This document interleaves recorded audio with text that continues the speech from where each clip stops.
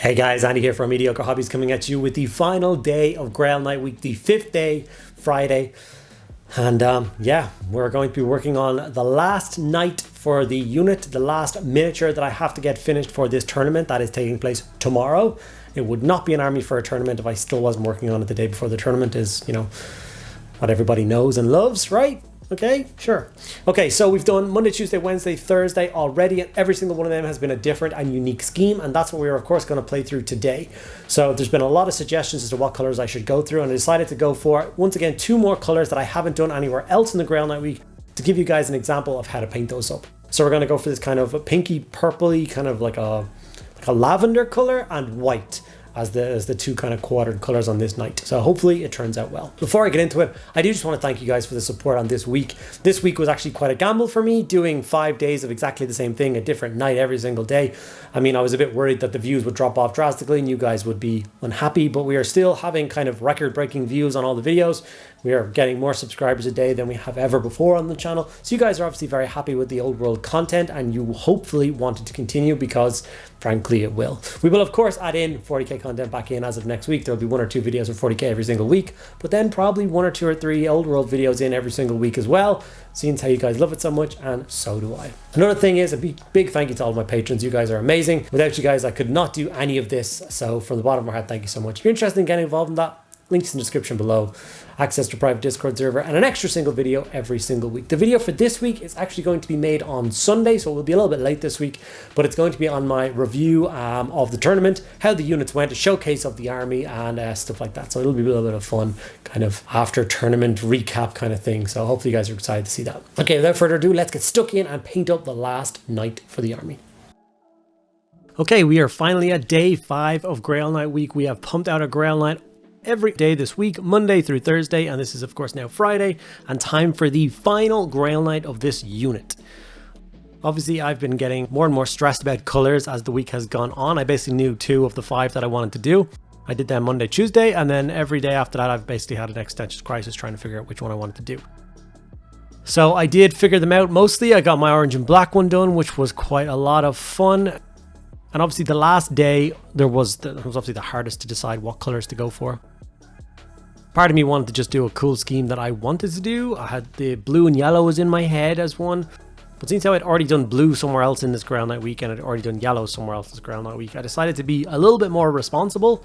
Instead of doing the night that I wanted to do, I thought I would help you guys out a little bit more and use a paint scheme that I haven't done yet. So for this particular one, I'm going to go for that kind of purpley pink and white transition scheme, which I think will be helpful for you guys.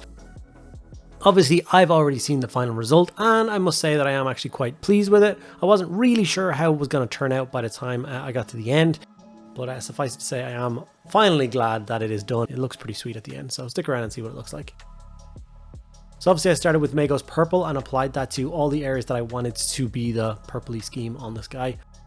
This is definitely the perfect contrast to begin with, as it does sit with that kind of like lavender mauve, if mauve is a color, kind of tone of pink that I really wanted to go for. Once again, that's that tone that I was talking about that will match in with the rest of the week. This is my Apothecary White. Unfortunately, there was a spillage of paint, so the pot is disgusting. It's covered in, I think, Nasdrag yellow got all over it. So I do apologize for that, but the inside of it's still good. It is Apothecary White contrast, and I use this as the first coat for the other half of the night. Being careful not to hit anything else. And as you can see, this is going on a treat. Since how we did the Chaos Black and Grey Sewer base coat that we normally do, I really do have to do that whole process as another video very soon, as people are constantly asking me questions as to how I go about doing it. And I would love to have just a little video to link towards showing them how to do it. So after the Apothecary White was applied, we are moving on to Garak Sewer, and that's for all of the tack on the horse, which is of course all the straps and buckles and all the kind of bits and pieces that keep all the gear and the knight on the horse. So we're going to get that done with Garak Sewer.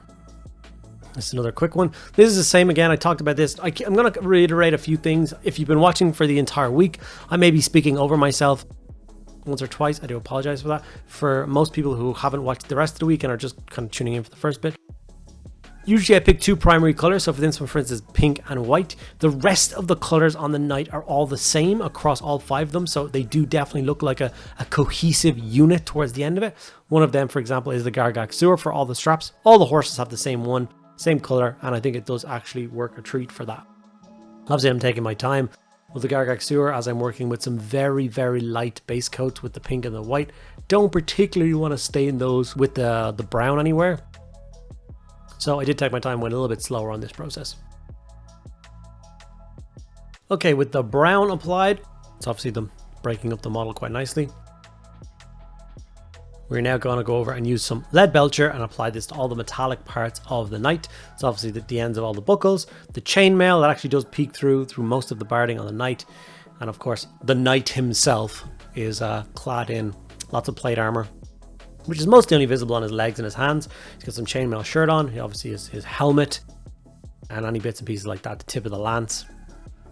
Also, the bottom of the lance has a little metal strap around it usually and stuff like that. So just take your time, play Where's Waldo a little bit, and make sure you get all the bits that are supposed to be metallic done in metallics. At least the first coat of metallics. We will of course be going on and adding some gold into this miniature as well. As he is a Bretonnian Grail Knight, he's quite a revered and menacing figure on the battlefield. He definitely has a little bit of swag to him, so some gold detailing across the model definitely helps make that stand out.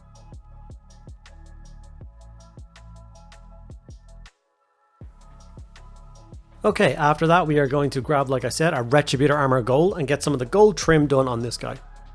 Some of the key features are, of course, he's got a ton of kind of jingly, kind of holy relic things. He's got the chalice hanging off chains, the fleur-de-lis hanging off the chains. His huge, big, beautiful headdress thing that goes on top of him, which signifies the kind of noble house that he's from. They basically carry their heraldry on top of their heads, which is kind of cool. And then obviously a couple of other details like the chalice across his cape. I did that in a gold figurine as well. Pommel and hilt of sword, and any other bits and pieces like that you can think of around the miniature that you personally want to be gold. You can go ahead and do it. After the gold has been applied, we are now going to color in the horse a little bit. And for the horses for this entire thing, they're the bit that I've been giving the least amount of attention to. So for instance, for this guy, I'm just using Egg Dunes and I'm applying that to the entire horse. After all the base coats are on all the models, I give them a black wash, and I tend to have left the horses at that stage, just a contrast and a wash. Maybe when I come back from the tournament, I'll put a little bit more time in. I'll go back and kind of layer up the horses a little bit. There's such a small amount of the horses on show, and I don't think anybody is paying attention to them. So I think it's okay to leave them as a fairly simplistic thing and just concentrate more on the kind of beautiful bright colors of the knight. If you only had like X amount of time to work on these models, the horse would be kind of like the last thing I would focus on. Maybe I'm wrong. Maybe you guys have a different opinion on that. If you do, please do share. Nuln Oil was then, like I said, my shade of choice, and I applied this to the entire knight. Every single nook and cranny was done in Nuln Oil. And of course, I watched this like a hawk for the first couple of minutes of it drying to make sure there wasn't any bad pooling going to happen. Like I said, this is a pink and a white. So if a big, stained pool of black wash dries anywhere, it is going to be a little bit of a pain to try and cover up with your kind of layer paints down the line. And I do think, as a whole, applying shades and applying contrast is actually a skill. Some people just grab the biggest brush they have and just kind of slop it on and let it do its thing. That tends to not be the way I find it having the best results. So I think being very aware of how you apply it and making sure it's not pooling anywhere is obviously going to make a huge difference. So after the shade has dried, and I've obviously just finished the basing of the miniature as well, I did that while the shade was drying. It's now time to move on and start the layering process. And like I've done with all the rest of the Grail Knights this week, I'm going to be leaning on Duncan's paints quite heavily. So I have the Sorcerer's Cloud or Cloak and the Runic Purples. These are the mid-tone and the highlight of the Triads of Purple from the Wave 1. And I'm going to use those as the mid-tone and the highlight for going over the purple parts of this particular knight. This is a little bit weaker color than I've come to expect from the Duncan paints. Usually I kind of get away with one coat, and it's quite an enjoyable process. This was quite a weak color. Obviously I was working from a wet palette, so it was kind of thinned a little bit. Maybe I shouldn't have done that, but I did struggle just a little bit to get the kind of coat that I wanted, and I did end up having to go back and do a minimum of 2 coats on this to get the kind of coat that I was looking for. And I said coat a lot there, but don't judge me.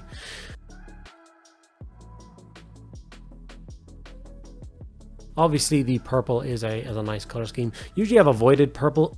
It doesn't really resonate well with me in terms of painting Warhammer. There's not a lot of purple across all of my Warhammer armies. Something I intend to rectify when I go to do my old world Lizardman army. My old Lizardman army was all purple, but that was many, many years ago. And I think it's time to have that army be reborn. And that's where I will, of course, be coming in and playing around with these purple paints a lot more.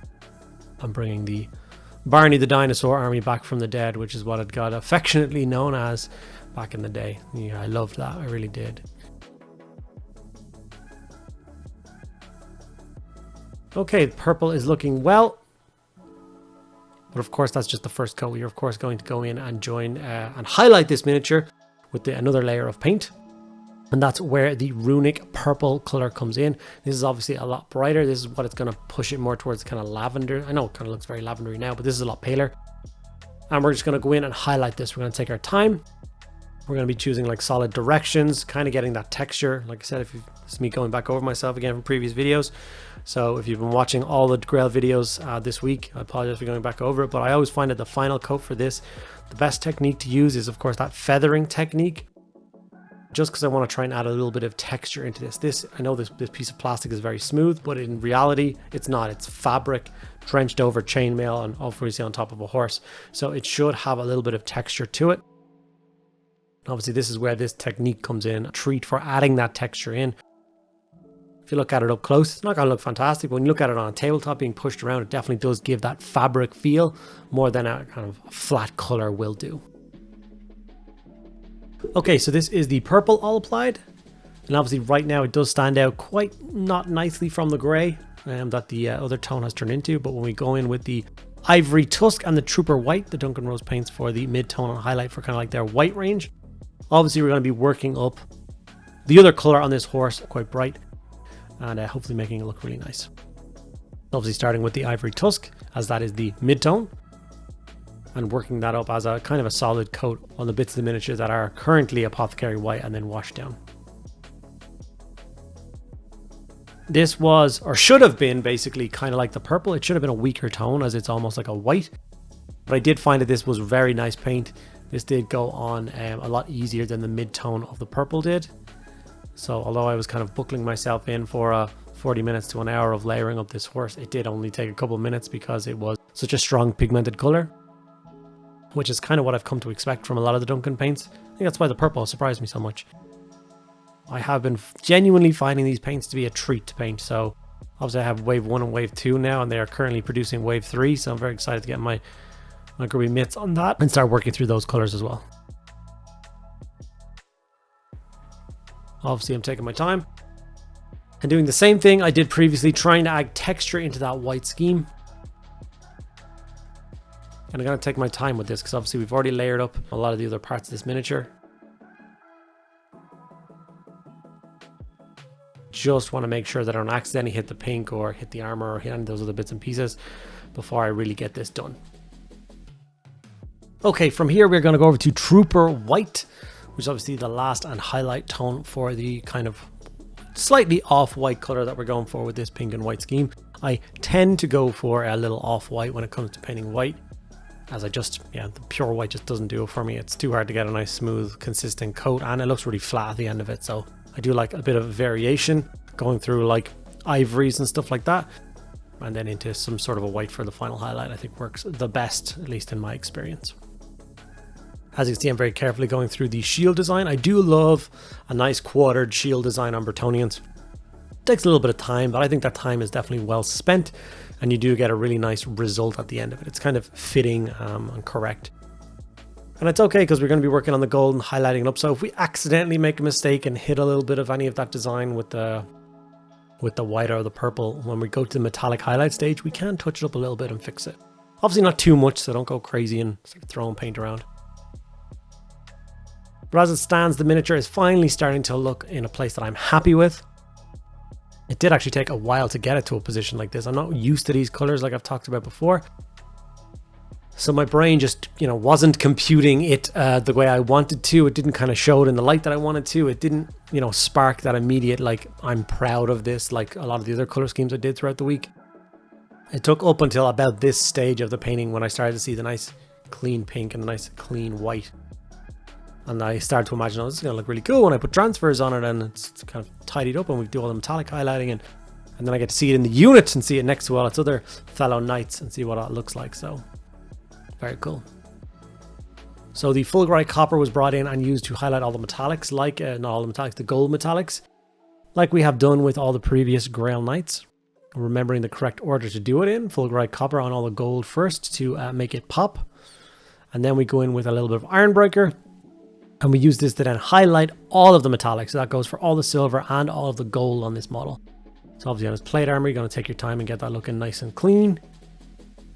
Obviously these guys have squires and stuff at the end of each battle to maintain their armor and polish off any dirt and grit and debris from the charges that they've made throughout that day. And then of course we're going to shift over and go to all of the gold parts and do some highlighting on that as well. The Ironbreaker being the final highlight on both silver and gold really does help tie them together and gives a nice kind of consistent tone throughout the model. Now I did realize when I started to edit this video that I forgot an entire stage of painting, and I feel a little bit silly. It's the first time I've done that throughout this week, but I was supposed to break out Catachan flesh and highlight all of those black straps and tack and stuff that are on the horses. I did them for every other horse this week, but for some reason I missed it on this guy, so I do apologize for that. But if you have watched any of the other videos, you do know what that step looks like. We take some Catachan flesh and we highlight all the brown straps and stuff, either stirrups or anything else like that. After that, I decided to add boar motifs to the shield for a bit of heraldry, and gave the thing a spray of varnish. The varnish is still not 100% dry here, but I do like to spray varnish on these guys to make sure that they don't chip or get damaged. And then I get to place that model in the final finished unit of Grail Knights with a damsel. So 5 Grail Knights and a damsel in a single unit, all with their own heraldry. I love how this looks. It took a lot more work than painting a unit of knights did, but I think it's definitely worth the time and the investment. I'm super pleased with it. I can't wait to add another rank to them. Another 4 knights in 4 other color schemes is going to look fantastic. And I'm going to do the same thing with my questing knights as well. I'm going to give each and every one of them their own unique heraldry. Seeing how this is the end of Grail Knight week, I decided I would finish off with some photos of the entire unit as a whole, from a couple of different angles and heights, just to give you guys the final verdict on what you thought, how successful you think the week was. Did you enjoy Grail Knight week? Do you like the result of Grail Knight week? And I'd also like to know what everybody's favorite one is. Out of all the knights that I painted this week, I would love to know what your favorite one is. So put that in the comments below as well. Okay guys, and there we have it. The last Grail Knight is now finished. My unit of Grail Knights for this tournament is finished. I do actually intend to add another rank onto them, so another 4 Grail Knights will get painted up and added to those. Pretty much all the units in this will go to 10-man knight squad, so I guess I've got another 4, 8, 12 knights in my immediate future. I hope you did enjoy Grail Knight week. I hope you're excited to see what the results are when I do a full army showcase, and I'm hopeful that I will have a lot of fun tomorrow at the tournament, play a bunch of new players, see some cool armies, and help the excitement for the old world grow. So like I said, thank you very much for continuing watching the whole way through this week. If you enjoyed the week, make sure you give it a like. Let me know in the comments below how happy or excited you are with the old world content, if you want to see it continue in a kind of strong manner. If you are very much desperate and you are missing the old world or the 40k content and you're dying for it to come back, please let me know about that as well. It's only through your guys' engagement that I can tell whether or not I should make more of this kind of video, less of that kind of video, and so on and so forth. I like to think of the channel as more of a kind of collaborative effort between me and the community. Make sure you're also subscribed to see more upcoming content, and yeah, thanks for sticking around to the end of the video, guys. I'll see you in the next one.